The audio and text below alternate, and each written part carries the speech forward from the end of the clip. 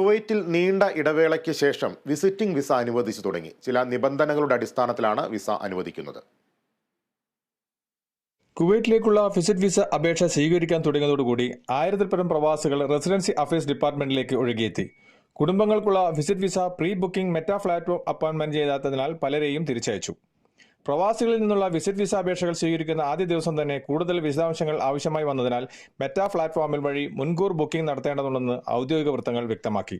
Booking ഓരോ ഗവർണറേറ്റിലും പ്രതിദിനം 150 appointment മാത്രമായി പരിമിതപ്പെടുത്തിയിരിക്കുന്നു. മറ്റൊരു നിർബന്ധിത വ്യവസ്ഥ, ഒരു മാസത്തിനുള്ളിൽ യാത്ര ചെയ്യാനുള്ള എയർലൈൻ ടിക്കറ്റുകൾ കുവൈറ്റ് ദേശീയ വിമാന കമ്പനിയും നിർബന്ധമായും ഉൾപ്പെടുത്തണം.